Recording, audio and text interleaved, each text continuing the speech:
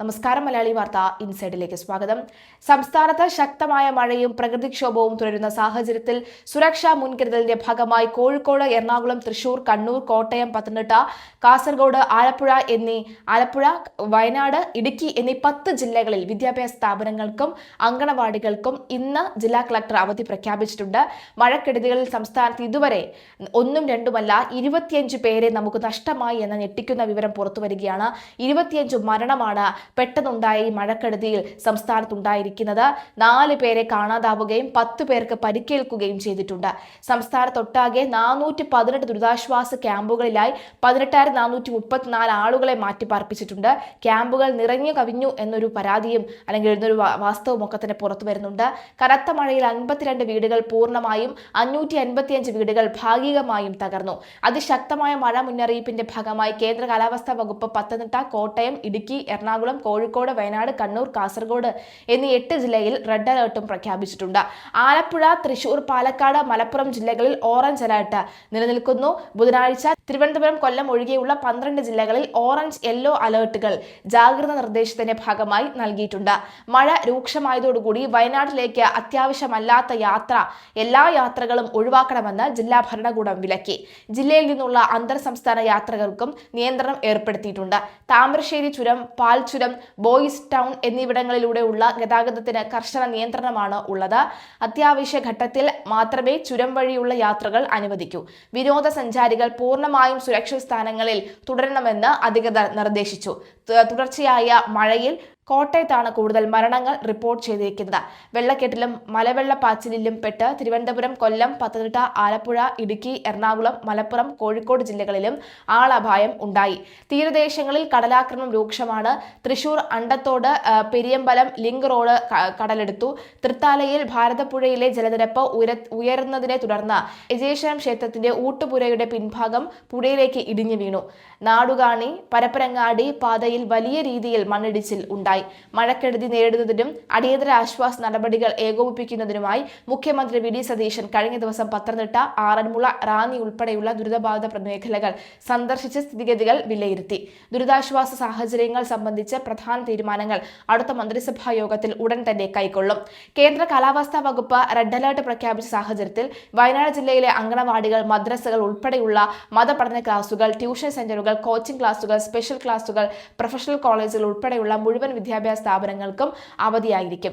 എന്നാൽ റെസിഡൻഷ്യൽ സ്കൂളുകൾക്കും റെസിഡൻഷ്യൽ കോളേജുകൾക്കും അവധി ബാധകമല്ല. ഇവിടങ്ങളിൽ വിദ്യാർത്ഥികളുടെ സുരക്ഷാ സ്ഥാപന മേധാവികൾ ഉറപ്പാക്കേണ്ടതാണ്. ആലപ്പുഴയെ സംബന്ധിച്ച് നോക്കുകയാണെങ്കിൽ പ്രൊഫഷണൽ കോളേജുകൾ ഉൾപ്പെടെയുള്ള എല്ലാ വിദ്യാഭ്യാസ സ്ഥാപനങ്ങൾക്കും അങ്കണവാടികൾക്കും ട്യൂഷൻ സെന്ററുകൾക്കും അവധിയാണ്. മുൻകൂട്ടി നിശ്ചയിച്ച പൊതുപരീക്ഷകൾക്ക് മാറ്റമില്ല.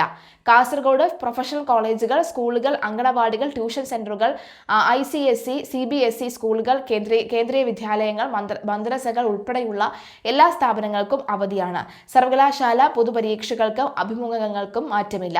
ഇടുക്കിയിൽ പ്രൊഫഷണൽ കോളേജുകൾ, അങ്കണവാടികൾ, നഴ്സറികൾ, കേന്ദ്രീയ വിദ്യാലയങ്ങൾ, CBSE, ICSE സ്കൂളുകൾ, മദ്രസകൾ ഉൾപ്പെടെയുള്ള വിദ്യാഭ്യാസ സ്ഥാപനങ്ങളും അടച്ചിടും. പൊതുപരീക്ഷകൾക്കും അഭിമുഖങ്ങൾക്കും മാറ്റമില്ല. റെസിഡൻഷ്യൽ സ്ഥാപനങ്ങൾ പ്രവർത്തിക്കും. കോഴിക്കോട് ജില്ലയിൽ ഓറഞ്ച് അലർട്ട് നിലനിൽക്കുന്നതിനാൽ അങ്കണവാടികൾ, മദ്രസകൾ, ട്യൂഷൻ സെന്ററുകൾ ഉൾപ്പെടെയുള്ള സ്ഥാപനങ്ങൾ അടച്ചിടും. എന്നാൽ പ്രൊഫഷണൽ കോളേജുകൾക്ക് അവധി ബാധകമല്ല. മുൻകൂട്ടി നിശ്ചയിച്ച പരീക്ഷകൾക്കും ഓൺലൈൻ ക്ലാസുകൾക്കും മാറ്റം ഉണ്ടായിരിക്കുകയുമില്ല. കണ്ണൂരിൽ ട്യൂഷൻ സെന്ററുകൾ, മദ്രസകൾ ഉൾപ്പെടെയുള്ള മുഴുവൻ വിദ്യാഭ്യാസ സ്ഥാപനങ്ങൾക്കും അവധിയായിരിക്കും. എന്നാൽ പ്രൊഫഷണൽ കോളേജുകൾക്കും റെസിഡൻഷ്യൽ സ്കൂളുകൾക്കും അവധി ബാധകമല്ല.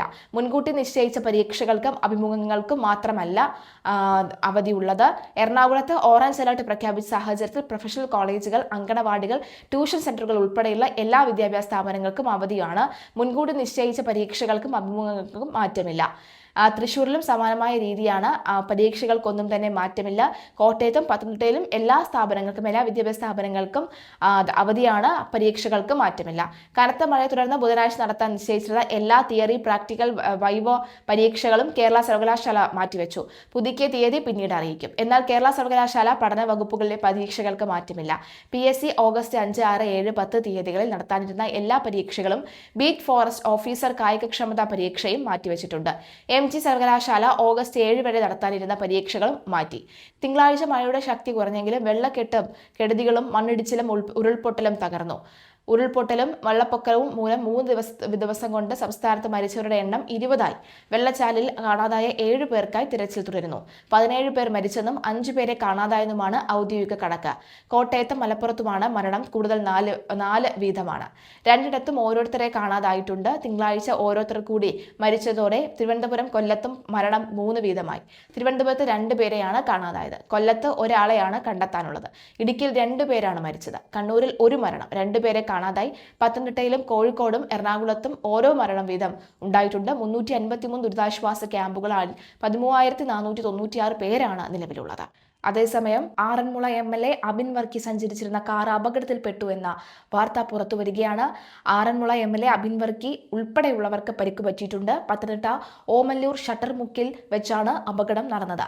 മധ്യ കേരളത്തിലുണ്ടായ കനത്ത മഴയെ തുടർന്ന് പത്തനംതിട്ടയിലും ആറന്മുള മണ്ഡലത്തിന്റെ വിവിധ ഭാഗങ്ങളിലും തുടരുന്ന പ്രളയ ദുരിതാശ്വാസ പ്രവർത്തനങ്ങൾ നേരിട്ട് പങ്കെടുത്ത ശേഷം താമസ സ്ഥലത്തേക്ക് മടങ്ങുമ്പോഴായിരുന്നു അപകടം. പരിക്കേറ്റ MLA ഉടൻ തന്നെ സമീപത്തെ സ്വകാര്യ ആശുപത്രിയിൽ പ്രവേശിപ്പിച്ചു.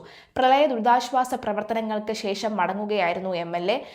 എന്തായാലും എതിർദിശയിൽ നിന്നും വന്ന ഒരു കാറാണ് നിയന്ത്രണം വിട്ട് ഈ ഒരു കാറിലേക്ക് ശക്തമായി വന്ന് ഇടിച്ചത് എന്നാണ് ദൃക്സാക്ഷികൾ പറയുന്നത്. ഇടിച്ചതിന്റെ ആഘാതത്തിൽ 2 വാഹനങ്ങളുടെയും മുൻഭാഗം പൂർണ്ണമായും തകർന്നു. അപകട ശബ്ദം കേട്ടെത്തിയ നാട്ടുകാരും സന്നദ്ധ പ്രവർത്തകരും ചേർന്നാണ് MLAയും വാഹനത്തിലുണ്ടായിരുന്ന സഹപ്രവർത്തകരെയും പുറത്തെടുത്ത് ആശുപത്രിയിൽ എത്തിച്ചത്. MLA അടക്കം കാറിലുണ്ടായിരുന്ന ആരുടെയും പരിക്ക് ഗുരുതരമല്ല. അബിൻ വർക്കി MLAയ്ക്ക് പുറമെ ഡ്രൈവർ വിഷ്ണു, ജെറിൻ, അരുൺ എന്നിവർക്കും പരിക്കുണ്ട്.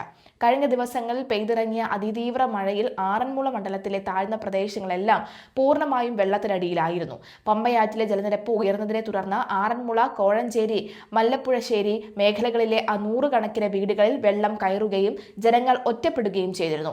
ഈ സാഹചര്യത്തിൽ പ്രളയബാധിത പ്രദേശങ്ങളിൽ നേരിട്ടെത്തി രക്ഷാപ്രവർത്തനങ്ങൾക്കും ദുരിതാശ്വാസ ക്യാമ്പുകളുടെ പ്രവർത്തനങ്ങൾക്കും നേതൃത്വം നൽകി വരികയായിരുന്നു MLA. എന്തായാലും ഇതിനു പിന്നാലെയാണ് MLAയ്ക്ക് ഇത്തരത്തിലൊരു അപകടം സംഭവിച്ചത്. ആറന്മുളയിലെ വെള്ളക്കെട്ടിൽ ഒറ്റപ്പെട്ടു പോയ കുടുംബങ്ങളെ സുരക്ഷിത കേന്ദ്രങ്ങളിലേക്ക് മാറ്റുന്നതിനും ക്യാമ്പുകളിൽ കഴിയുന്നവർക്ക് ഭക്ഷണവും മരുന്നും ഉൾപ്പെടെയുള്ള അടിയന്തര സഹായങ്ങൾ എത്തിക്കുന്നതിനും മുന്നിൽ നിന്ന് പ്രവർത്തിച്ചത് MLAയുടെ നേതൃത്വത്തിലുള്ള സംഘമായിരുന്നു. ബോട്ട് മാർഗവും മറ്റ് രക്ഷാസേനകളുമായി ഏകോപിപ്പിച്ചും പ്രദേശത്ത് രാത്രി വൈകിയും വിപുലമായ ദുരിതാശ്വാസ പ്രവർത്തനങ്ങളാണ് പുരോഗമിച്ചിരുന്നത്. ഇത്തരം പ്രവർത്തനങ്ങൾ ഏകോപിപ്പിച്ച് മടങ്ങവെയായിരുന്നു അപകടം. സംഭവത്തെക്കുറിച്ച് പ്രാദേശിക പോലീസ് വിശദമായി തന്നെ അന്വേഷണം ആരംഭിച്ചിട്ടുണ്ട്. അപകടത്തിൽപ്പെട്ട കാറുകൾ റോഡിൽ നിന്നും മാറ്റി ഗതാഗതം പുനഃസ്ഥാപിച്ചു. MLAയ്ക്ക് പരിക്കേറ്റ വിവരമറിഞ്ഞ് നിരവധി കോൺഗ്രസ് പ്രവർത്തകരും പ്രാദേശിക നേതാക്കളും ആശുപത്രിയിലെത്തി സുഖവിവരങ്ങൾ അന്വേഷിച്ചു. പ്രാഥമിക ചികിത്സയ്ക്ക് ശേഷം ഡോക്ടർമാരുടെ നിരീക്ഷണത്തിൽ കഴിയുന്ന MLAയുടെ ആരോഗ്യാവസ്ഥ തൃപ്തികരമാണെന്ന് പാർട്ടി വൃത്തങ്ങൾ അറിയിച്ചു.